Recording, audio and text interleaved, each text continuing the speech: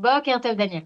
Merci d'être avec nous ce matin. Je rappelle à nos auditeurs qui ne le savent pas encore que vous êtes politologue, que vous avez votre site, votre podcast, votre site d'information. Et avec vous, je voudrais que... Ma scène WhatsApp et Telegram, Voilà, Israël WhatsApp, décodé. voilà, c'est ça. Voilà, vous êtes plus précise que moi à ce niveau-là. Alors, je voudrais avec vous que l'on revienne sur les grands événements de la semaine politique et en particulier sur la loi sur la conscription des élèves des yeshivot. Et d'abord, je voudrais vous poser une question. Est-ce que, quelque part, vous avez une idée pourquoi Benjamin Netanyahou a décidé d'annuler la conférence de presse, ou en tout cas la déclaration qu'il devait faire à ce sujet hier soir? Ah oui, bah celle-là, c'est plutôt facile, Daniel. C'est tout simple. C'est parce que Naftali Bennett et Yair Lapid lui ont volé la vedette. C'est-à-dire qu'au moment où il a annoncé qu'il allait s'exprimer à 20h15, hein, donc pile poil pour les journaux télévisés, etc., Naftali Bennett puis Yair Lapid ont annoncé que eux aussi donneraient une allocution. Or, ce qu'il y a bien quelque chose que Netanyahou ne fait pas, c'est se mettre au même niveau que ses concurrents en face à face. La stratégie électorale de Benjamin Netanyahou a toujours été de dire Benjamin Netanyahou, un autre niveau, Liga Heret, vous vous souvenez, Oui, oui, oui. Daniel, du clip de campagne Bibi, le babysitter, Ouais, qui ouais. garde les autres enfants politiciens. Voilà, il a toujours eu à cœur d'être celui qui parle au-dessus de la mêlée, et donc jamais, jamais en face à face. Et à partir du moment où il y a eu des annonces comme ça, où les leaders de l'opposition allaient s'exprimer également, c'était qu'une question de temps finalement avant que Alors, l'excuse de tout trouver soit annoncée pour ah, annoncer que c'était ah, finalement annulé. alors d'une certaine manière, on va dire, c'est une stratégie intéressante pour l'opposition. Ça le permet de neutraliser, on va dire, les déclarations du Premier ministre. À chaque fois, si l'opposition veut empêcher Benjamin Netanyahu de parler, bien, elle n'a qu'à parler avant elle, ou avant lui, Ou en même temps. ou en même Oui, c'est temps. ça. C'est que, si vous voulez, Naftali Bennett en particulier, c'est quelqu'un qui connaît très très bien Netanyahou, qui a été son chef de cabinet, qui a travaillé sous lui dans ses ministères, qui connaît parfaitement la stratégie, qui connaît aussi la stratégie américaine, dont s'inspire à la fois Netanyahou et à la fois Bennett cette année. Donc évidemment, ce sera très intéressant de voir s'il se court après maintenant pendant la campagne électorale. Alors, revenons dans le vif du sujet et sur cette loi. D'abord, premièrement, il y a une sorte de paradoxe, d'informations contradictoires sur le fait, d'un côté, on voit qu'il y a de plus en plus de députés, y compris au sein du Likoud, qui semblent vouloir s'opposer au vote de cette loi. Et d'un autre côté, on a le sentiment, dans l'entourage de Benjamin Netanyahou, c'est en tout cas le sentiment que l'on donne, que finalement, au bout du compte, eh bien, ces députés rentreront dans les rangs, dans le rang et voteront en faveur de la loi. Vous pouvez nous expliquer pourquoi?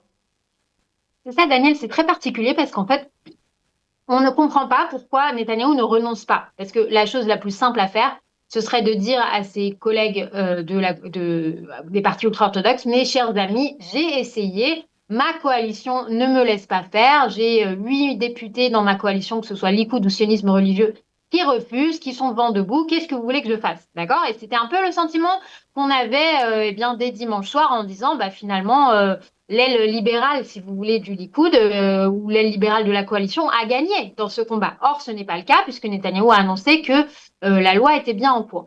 Donc, en fait, de deux choses l'une. Soit, comme d'habitude, hein, parce que c'est quand même un politicien qui a l'habitude de faire ça, de ménager la chèvre et le chou, Netanyahou essaye de gagner du temps. D'accord? Il s'agit de faire passer le budget 2026 qui commence à être débattu dès cette semaine, dès demain, Daniel, le 4 décembre. Il s'agit de gagner du temps de coalition pour essayer de tirer peut-être les ultra-orthodoxes jusqu'à la date où Netanyahou voudrait arriver en élection, c'est-à-dire pas tout de suite, mais peut-être plus vers l'été. Ou tout ça, ou peut-être qu'encore une fois, il croit vraiment qu'il a une possibilité de faire passer la loi. J'ai du mal à comprendre pourquoi, parce qu'il paye un prix politique important. Les électeurs de la coalition n'apprécient pas cette loi, d'accord? Donc j'ai du mal à comprendre la stratégie. J'imagine que comme d'habitude, la réponse se trouve à Washington, Daniel, plus qu'à Jérusalem. On a entendu que Donald Trump réinvite Benjamin Netanyahou. Selon mes calculs, ça fait une fois par trimestre, hein, où les deux hommes se voient en face à Oui. face à la Maison-Blanche. Et donc, c'est quand même assez étonnant. Et ça peut-être, encore une fois, ça fait longtemps qu'on en parle, hein, mais ça peut laisser entendre qu'une avancée diplomatique majeure ait eu lieu. Et dans ce cas-là, ce serait la carte ultime pour Netanyahou pour stabiliser sa coalition. Oui, c'est ça. De toute façon, il sera toujours à temps, on va dire, de son point de vue, de dire aux orthodoxes, j'ai tout fait pour faire passer cette loi, mais ça n'a pas marché. Il peut même faire durer le plaisir pendant quelques semaines encore. Oui, c'est ça. Et puis Netanyahou, c'est vraiment là le maître des horloges, hein. C'est-à-dire que d'un côté, on a la séquence aux États-Unis, on a la séquence de la grâce présidentielle dont on n'a pas encore parlé, On va en j'imagine qu'on va en parler. parler. Voilà, en fait, on a plein, si vous voulez, de choses en même temps. Et comme d'habitude, je ne suis pas sûre que Netanyahou sache exactement comment ça va se passer, mais c'est un chat aux 9 vies qui retombe toujours sur ses pattes. Donc il se dit qu'il y aura forcément une carte à jouer pour arriver au moment où il veut, dans la constellation qu'il veut, aux élections de la façon la plus probante pour lui. Alors, est-ce que vous avez le sentiment, autour de cette loi, que euh, d'abord les orthodoxes iront jusqu'au bout, quitte à faire chuter la coalition gouvernementale, à faire chuter le gouvernement dans les prochains mois, si la loi n'est pas votée. Et puis la deuxième question, elle se rapporte à l'après-élection. Est-ce que vous avez vraiment le sentiment que les orthodoxes aujourd'hui sont, on va dire, mis de côté sur la touche dans la classe politique israélienne, y compris en particulier, y compris également par la gauche et le centre, autour de cette loi sur l'enrôlement des élèves des yeshivot, et que quelque part aujourd'hui, eh bien, même si au lendemain des élections, la gauche a peut-être une opportunité de former un gouvernement, eh bien, elle n'ira pas conclure une alliance avec les partis orthodoxes. Alors, c'est une question complexe que vous posez. Pour commencer par la partie simple. D'une part, même si vous voulez, il reste quoi en temps de coalition? Même si les ultra-orthodoxes choisissaient de faire tomber la coalition, la date officielle, c'est le 27 octobre prochain 2026. Personne ne croit vraiment que les élections auront lieu en octobre l'année prochaine, soit en septembre, juste avant Rosh Hashanah, en sachant que Rosh Hashanah tombe très tôt l'année prochaine, soit en juin. Vous voyez ce que je veux dire? Donc, en fait, on est entre soit tenir quelques semaines ou soit tenir quelques mois, mais c'est le grand maximum. D'accord? Donc, faire tomber la coalition, ça n'a plus tellement de sens maintenant qu'on est en année électorale.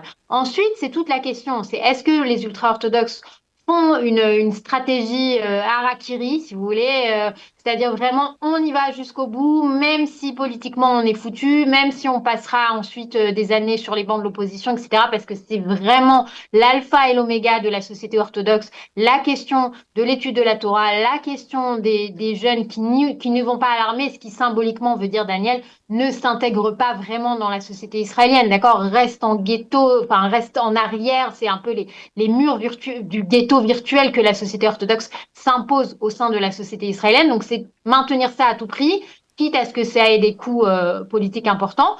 Ou est-ce qu'il y a une promesse derrière? Si vous voulez, c'est toute la question de savoir est-ce que les partis du centre droit et du centre gauche, donc les grands partis sionistes aujourd'hui, sont capables de s'unir une bonne fois pour toutes, donc être un peu dans l'après-boycott Netanyahou pour dire, voilà, on se met tous autour de la table pour faire des choses importantes, dont l'enrôlement pour tous, ou est-ce que, encore une fois, on sera dans le jeu des boycotts et de l'impasse politique dans laquelle on vit depuis des années maintenant? Et dans ce cas-là, effectivement, les ultra-orthodoxes auraient quelque chose à obtenir du côté de l'opposition. C'est pas un scénario auquel je crois énormément, Daniel, parce qu'aujourd'hui, les ultra-orthodoxes, les jeunes ultra-orthodoxes sont très à droite, d'accord? Ils sont Oui, pas seulement orthodoxes, ils sont aussi à droite. Ils sont pro-Netanyahou, ils sont pro-droite, ils sont beaucoup plus. Il y avait une époque où nationaliste. les Oui. ultra-orthodoxes siégeaient aussi à gauche facilement. Je pense pas que ce soit le cas maintenant.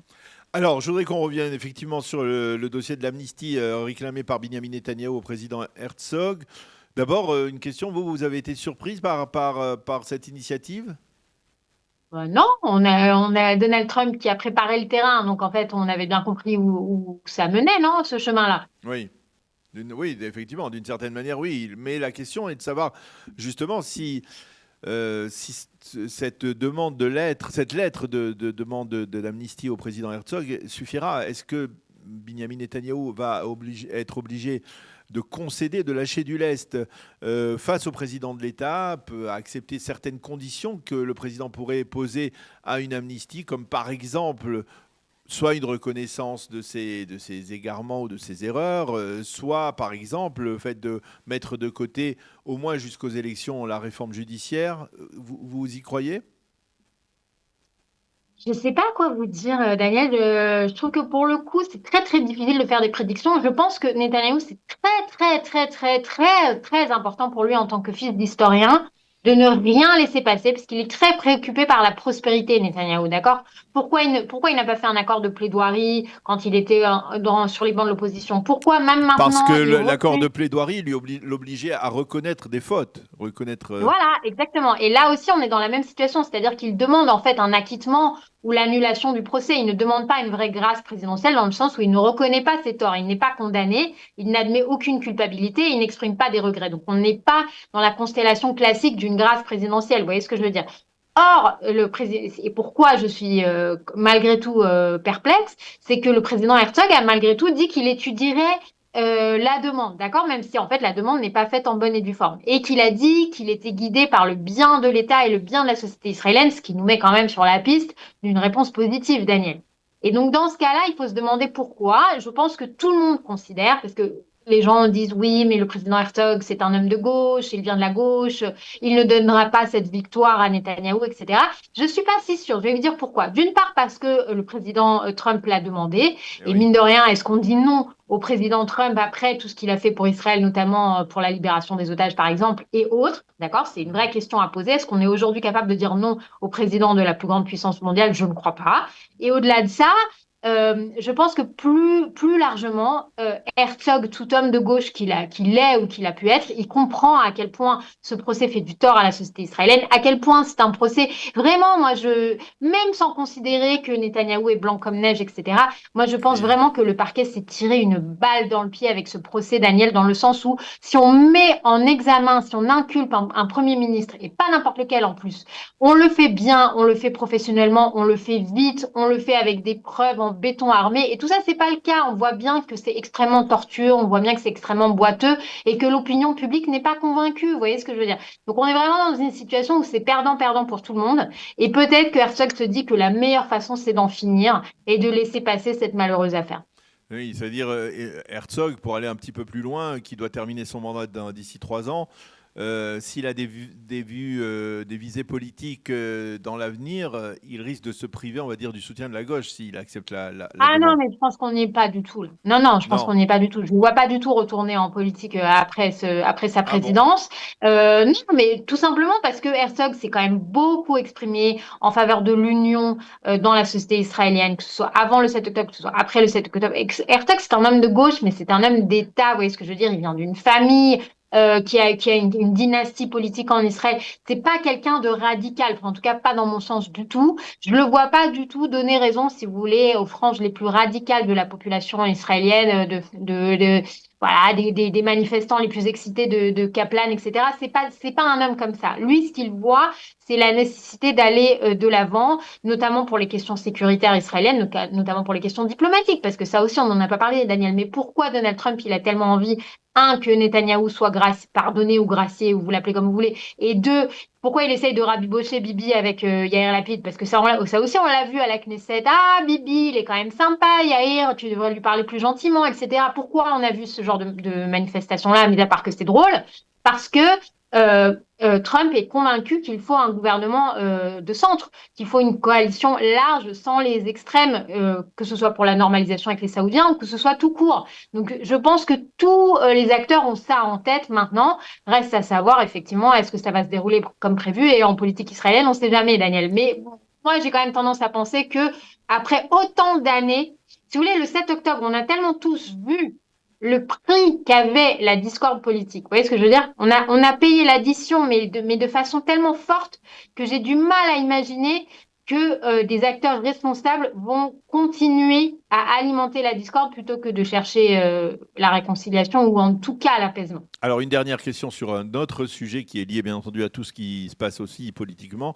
Vous pensez qu'une commission d'enquête gouvernementale, avec des pouvoirs élargis, avec une composition de la commission qui serait équitable entre hommes politiques de droite, hommes politiques de gauche, centristes, militaires, elle peut véritablement déterminer les circonstances du drame du 7 octobre? Bon, vous savez, c'est une question compliquée. Évidemment, tout le monde se récrie parce qu'on voit quels sont les ministres dans cette commission, mais il faut bien comprendre, les ministres du gouvernement, pour l'instant, ils sont tout simplement chargés de De nommer, là, désigner quoi, qui oui. c'est. Voilà, exactement. Donc, c'est quand même en fait, toute la question est de savoir si les ministres vont vraiment essayer de tendre la main à des personnalités consensuelles dans la société israélienne, et il en existe suffisamment, d'accord, de gauche, de droite, juridique, sécuritaire, diplomatique, etc. Et dans ce cas-là, en fait, c'est ça. La clé, elle est là. C'est que si on a des personnalités qui sont acceptables pour tout le monde en Israël, ou en tout cas pour la majorité. Même si ce ne sera pas parfait, ce sera beaucoup mieux que rien. Et il y aura une certaine forme d'apaisement en disant, ça y est, ces personnages-là, et parce qu'en plus, il y en a plein des enquêtes qui ont été Oui. menées, Daniel, c'est le contrôleur de l'État, Tzahal, beaucoup de corps indépendants ont déjà mené leur enquête. Donc, il s'agit en fait de rassembler toutes ces enquêtes-là, de reprendre depuis le début, de synthétiser les conclusions qui ont déjà été prises et puis d'avoir un regard large sur la société israélienne, sur tous les corps de métier qui sont impliqués, la politique, le sécuritaire, le judiciaire, les forces de l'ordre, etc., etc. Donc je pense en fait que vraiment ça dépend des personnalités clés qui vont être choisies et de la capacité de mener à bien. Et pour ça, il va falloir que tout le monde fasse un effort, pas comme le président de la Knesset qui n'invite pas le président de la Cour suprême Ouais. quand Donald Trump est en Israël, ce qui est franchement enfantin et ridicule, mais pas non plus comme la classe judiciaire qui ne fait rien pour inspirer la confiance malheureusement. Donc quelque chose au milieu, au centre, de fédérateur. On en a la capacité, et maintenant il faut que ce soit fait. Eh bien, on va en rester là. Merci beaucoup, Myriam Schermer, de nous avoir éclairé sur ces 3 dossiers. Donc, la loi sur l'enrôlement des élèves des yeshivot, l'amnistie et puis cette commission d'enquête sur les événements du 7 octobre. Merci beaucoup d'avoir été avec nous ce matin. Bonne continuation. À bientôt, Myriam. Merci Daniel, bonne journée. Voilà, il est 8h24 sur Radio Calita. Sans transition, je vous propose d'écouter la chronique.